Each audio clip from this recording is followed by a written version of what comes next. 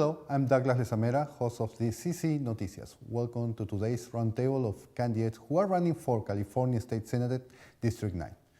Senate District 9 includes cities in central Contra Costa County and the Alameda County cities of Castro Valley, San Leandro, San Lorenzo, Cherryland, and Ashland.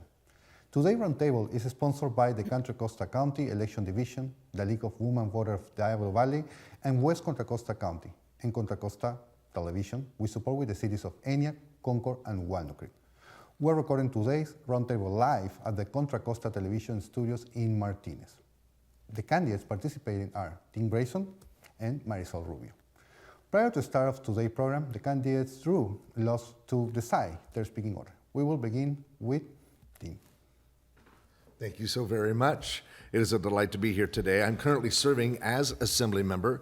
Concord has been my home for decades, where my wife of 36 years, Tammy, and I have raised our children. I am a small business owner, and I serve my community as the Critical Response Chaplain for Concord Police Department. Elected into the State Assembly in 2016, I continued my work securing $20 million for family justice centers statewide and joint authoring a bill to create an additional rainy day fund. Highway 4 and 680 are safer because of the $70 million I was able to secure in SB1 funding and $30 million for Special Olympics statewide. Over the past 8 years, I have secured $100 million or over $100 million to the district that I represent. I bring 14 years of experience that ranges from local government to state government. I know what it's like to lead a nonprofit, run a small business, assist the community in crisis, and serve the community as an elected official. I strive to maintain a balanced approach, hearing from all sides. I've been recognized as a housing champion from advocacy groups, a clean air legislator by the Bay Area Quality Board, as well as recognized as a leader and legislator by many other organizations. Delight to be here today. Thank you so much. Thank you. Marisol. Hi, my name is Marisol Rubio, and I'm running for State Senate because our community needs a dedicated, results-oriented, transparent leader who understands firsthand our challenges and how to fix them. As a single parent who raised a brain cancer survivor with lifelong disabilities, I learned to turn adversity to opportunity for positive change.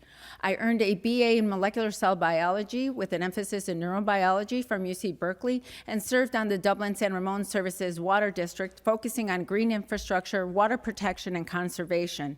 Then on the San Ramon City Council, I prioritized public safety, securing $5.1 million to help address retail theft, as well as gun safety, developing a smart city, and increasing workforce affordable housing.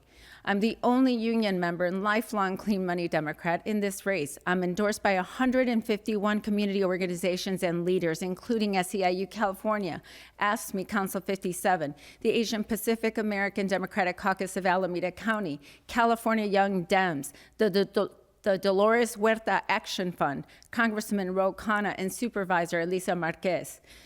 The California Women's List endorsed me because as a founding member of a reproductive health, nonprofit, and disabilities fund, I defend a woman's right to choose and create socioeconomic upward mobility for all. I'm endorsed by the National Union of Healthcare Workers because as a healthcare provider, I'll advocate for quality, affordable, timely healthcare and extended paid family leave. The Environmental Voters, Sierra Club, and 6 other environmental organizations endorsed me because I led statewide initiatives for a green, sustainable California and refused contributions from polluters. I'm endorsed by the largest teachers union, the California Teachers Association, California Faculty Association, and more, because as an educator, I'm committed to quality, affordable public education, pre-K through college. I will be a tenacious and dedicated state senator ready to fight for you, and that's why I'm asking for your vote. Thank you so much. We're going to talk about something very important for our community. What should be the next steps to deal with the financial crisis for Bay Area Transit?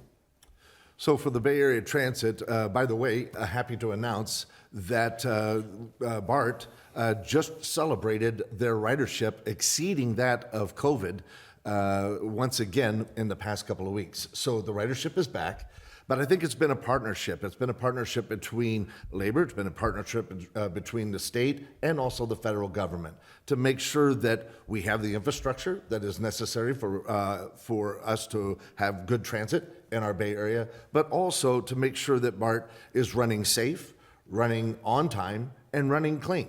And when we do those kind of things, the ridership picks up. But it's also about economic development and making sure that we foster a rich economic development plan here in the Bay Area where people can live, work, and play, not only in the same area, but get back and forth to work without having to fight the commutes on the freeways. Thank you so much, Marisol. I think that absolutely we have to create a system that is seamless and make sure that ridership is as easily accessible and frequent as people need. It is something that takes time, but with the right infrastructure, we can encourage people to start to use public transportation more than they have historically. Of course, labor will be involved with that as being part of that infrastructure, building that infrastructure, but we need to work with AC Transit as well and making sure that there are proper connections so that public transit, as I mentioned, becomes more appealing and accessible for people. I think also just making sure that we provide ongoing maintenance, the funding needed to make sure there's ongoing maintenance so that it's an attractive option for more and more people. What about resources for safety? Because it's also a concern. Absolutely. I think we need to make sure that we look at every situation and what's happening and how we can address that and work in a way where we work not only with the employees at BART, but with the board members as well as the people on the ground. And it's something that's feasible and making sure that we have people who are properly trained to deal with a wide variety of people that you may encounter on BART. Tim, in terms of safety for transit. Absolutely. Making sure that, first of all, the training is up to date and for our BART officers and for all of staff, as well as having citizens that represent as ambassadors to be able to report situations that need to be dealt with. But especially I wanted to address to make sure that not only is there proper and up-to-date training, but mental health services for our officers and first responders that work at BART to make sure that they have the help that they need to be able to do the job they need to do in an appropriate manner as they engage riders. In that note, do you feel that Proposition 36 is the correct approach to community crime problems? So with Prop 36, everybody deserves to be able to get on BART safe. They deserve to be able to go to the grocery store and feel safe.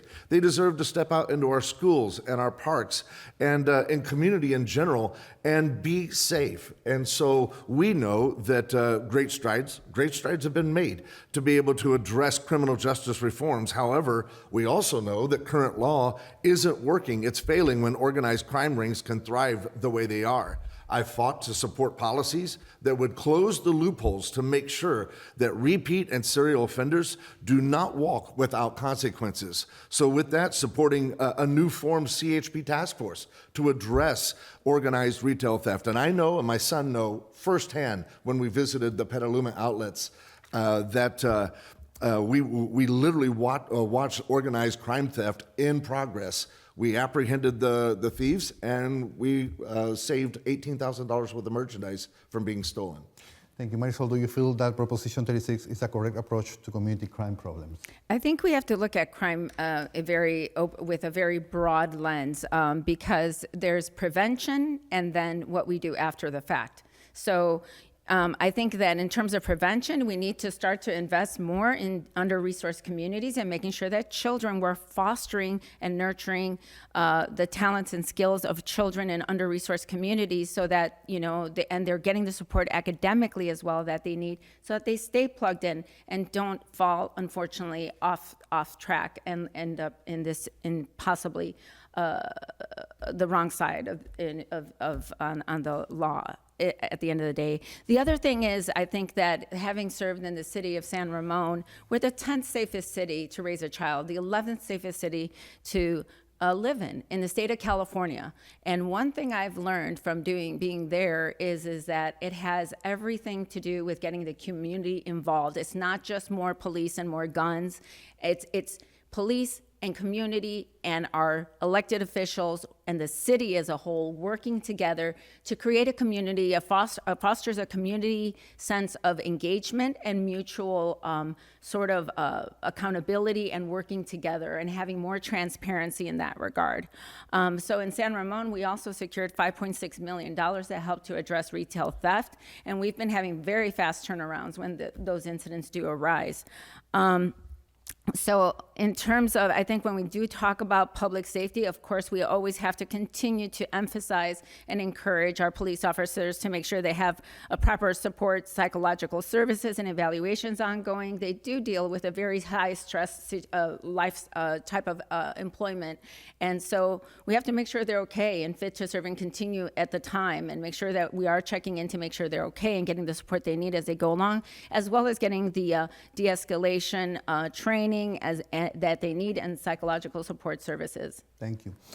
In that note, with recent judicial reveals to the state law on gun safety, what are your ideas for keeping our school and community safe? So interesting that you asked that, because I did support legislation, AB 28, that taxed gun manufacturers in order to keep our schools safe. It was to fund programs and infrastructure to harden and make sure that our schools are safe, as well as violence prevention programs. I also secured $156 million for gun violence prevention programs and another $25 million for gun buyback programs. Our schools need to be safe. We need to know as parents that when we send our children off, that our children are going to be in a place where they learn, and they learn in a very safe environment. So by doing the steps that we've already taken on the state level, and I'm proud to say I'm from California, where we have some of the strongest gun regulations, ownership regulations in the entire country.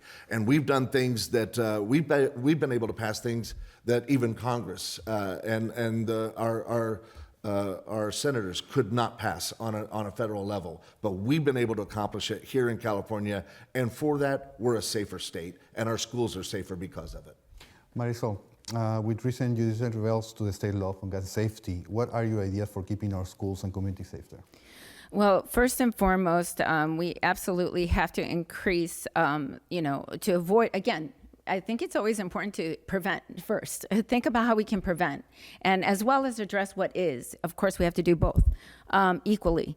But I think increasing, for example, school support services such as school psychologists, the fact that in Mount Diablo Unified School District, there's only one psychologist for over 600 students, 2 to 3 times a week is just behooves me. How can we adequately support our children and make sure that they're okay and able to continue to function and learn in a healthy, safe manner. The other thing, I think it's, San Ramon was the first police department to implement a mental health response with the county. And I think it's important for us to continue to make sure that we work collaboratively with the county to make sure that we have a holistic and proper response under such circumstances. Because obviously the cities themselves cannot do it. It has to be a very integrated response that does include the county in the process. You're talking about mental health, and we're in a mental health crisis. So what are the steps that you plan to support in order to go through these issues that we're living every day here? Well, I think first and foremost, we absolutely have to continue to expand healthcare, access to healthcare, insurance. Right now, regardless, there are many people who are still uninsured or underinsured.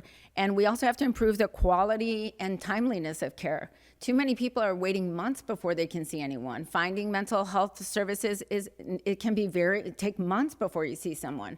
And so I think we need to incentivize students to go into those fields so that we have a number of psychologists to be able to respond to the demand and be available and be able to see them in a timely manner. But these are investments that we have to make not only, as I mentioned, in education, the realm of schools, but we also have to make it in the realm of encouraging students to go into those paths so that it is something, and expanding healthcare so that everyone is covered, because that's how we make sure no one slips through the cracks. Thank you so much. Speaking of mental health and partnering with the county, this dates all the way back to when I was vice mayor and mayor of Concord, where we actually started the program with partnering with the county with a mental health expert and putting them into the front seat, the passenger seat of a police car, so that they could travel with the officers and address on site the services that were needed, whether it was dealing with a veteran that was unhoused or whether it was dealing with a high conflict situation in a home where we were able to have mental health. I also authored AB 1116 and AB 1117. One was for police, one was for fire, and it was providing mental health services and peer support services so that they could have the resources that they needed for mental health. That also was that also went and extended into CAL FIRE here recently, and we're very excited about that. But I also wanted to make sure that we put those same type of services into our schools. And so with that, that's why I've been supporting all the legislation that has come through to make sure that we restore the counselors that we once had in our school campuses, restore them back to our school campuses so that all people can have access to mental health services. I'll close with the fact that we just recently ran a bill, and I supported the bill to make sure that those that are coming into California that are trained, that have the education, that have the certifications, and can prove and show that they do, are expedited through the certification process with our state agency to be able to practice right here in California. One topic that is important for our community is education. How you propose to support education, especially for low-income families and minorities, and work with the curriculums that we have currently? So I think one of the things that we have to do first and foremost is make sure that we expand before and after school programs, including making sure that those programs are accessible to students with disabilities. As someone who had a child with disabilities, I can tell you that my daughter was denied after school care in certain places because of the liability regarding her past history. And so these are things that should not be happening.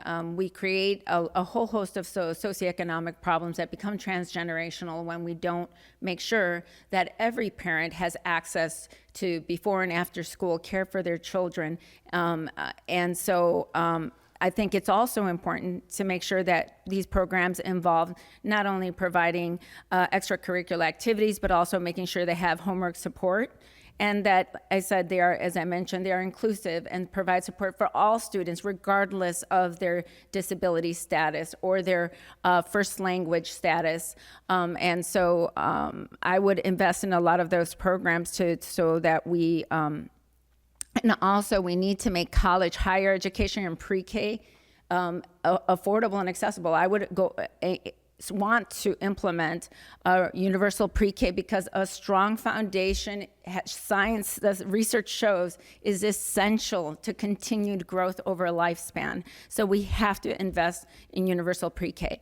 And I'd also like to make sure that at minimum we start to shift for free to affordable four-year higher education universities for low-income families, to make sure that students can really focus on going to college and commit 100%, and that includes housing. Oftentimes they cover expenses of books and tuition, but the housing is out of reach. So we need to make sure that includes housing so that students can actually finish in a 4 to 6 year track. Thank you, Marshall. Let's give the opportunity to Tim. So education is paramount to the future of our health as a community. And I say that because it does start with early childhood education. For every dollar that we spend on early childhood education, statistics will show that we can save up to $7 down the road in social services cost. So having early childhood education is paramount to the beginning of a very healthy future for our children to grow up in. And with that, something that I think is vitally important, we all grew up as adults with industrial arts and wood shop and all those different things. We now have what's called career training education, CTE. But to be able to have that from our junior high and our high schools, but to have that move over into our community colleges. And what's interesting about community college is that since I've been in the assembly, we've been able to make it so that our graduates from high school can go into community college tuition free for their first 2 years.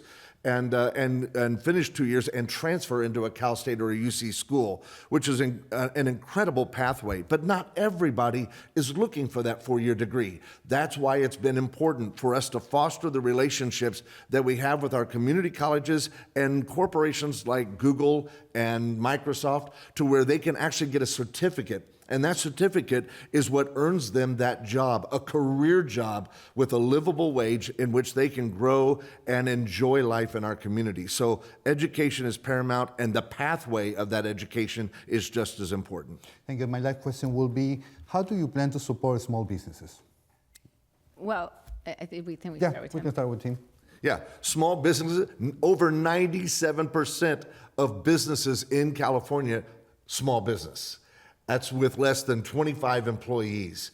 And they carry over 40% of the economy of California. Small businesses play an incredible role and a huge impact in the health of California's economy. With that, we try to make sure that when we do pass policy, that we consider that small business, the mom and pop, whether it's safety and public safety and crime, and especially with these retail theft rings that have been hitting our small businesses, or whether it's with the resources and GoBiz. And I just, for instance, I'll give you an example. I carried a bill that that Cal Asian sponsored, because we're trying to move the green and clean energy, but it was all the big corporations that were swallowing up the grants to be able to transition to a green and clean energy. So I carried the bill to make sure that our small businesses that were minority owned would have the equal access that a huge corporation would have here in California. So supporting small business as a small business owner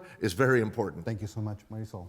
So I think there's a few things we can do to help support our small businesses, including they're facing and as you know, people need to have a minimum wage that's a living wage, and that is going to be a challenge for smaller businesses. So we need to start to think about how we can support small businesses to make sure they can meet that necessary requirement. And one of the options that we can start to consider is perhaps offsetting some of those healthcare costs, because they are quite costly for an employer per employee. So for the small businesses, we can think of ways to offset that so they can actually provide a living wage to their employees.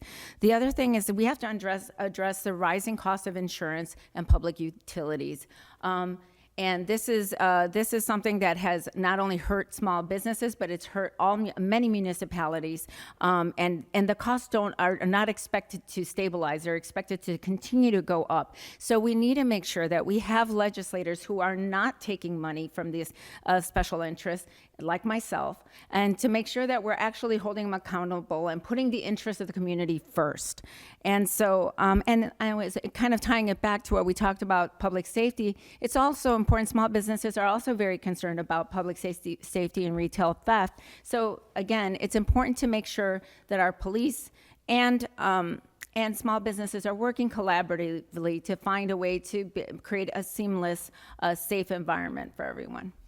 Thank you to both of today's candidates for being here to answer questions about the big issues confronting constituents. Each candidate will now have 2 minutes to make a closing statement.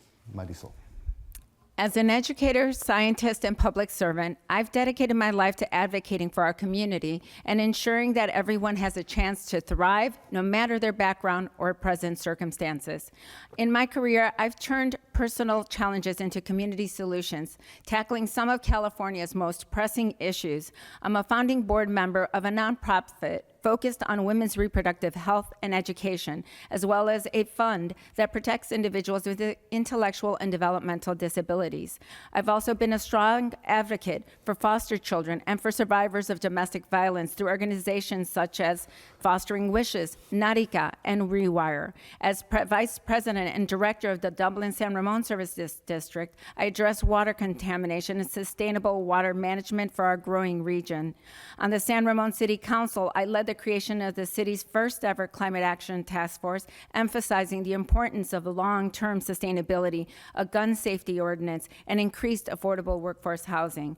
Now I'm running for state senate because California deserves leaders who will bring integrity, accountability, and experience to solving the challenges we face, from affordable housing to healthcare access. I've been at the forefront of fighting policies that uplift working families and underserved communities, including foster children.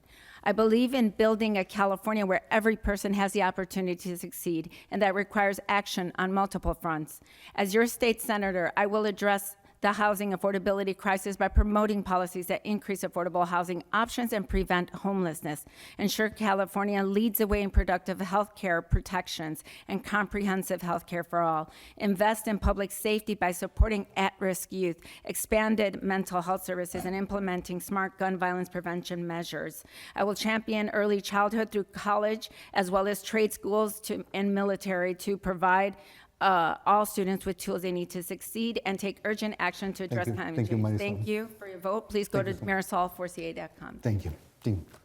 Thank you. It is a delight to be here today and to make my appeal towards you. I have more than 14 years of being an elected official under my belt, including 8 years in the state legislature. More than 60 bills that I have authored or I have joint authored have been signed into law. So I know I can do the job, and I know that I can do it well. I'm proud to have received a 100% scorecard from Planned Parenthood multiple years, to have helped pass nation-leading single-use plastics reduction legislation, and to have been recognized as a clean air policy leader by Bay Area Air Quality Management District and as a housing leader by Habitat for Humanity. If elected, I will continue the work that I've done in the Assembly, finding pathways to grow our economy, create new jobs, and support for our workers, leading efforts to build a more affordable housing while protecting our renters, and always fighting to make our economy better and our community better for all who live here.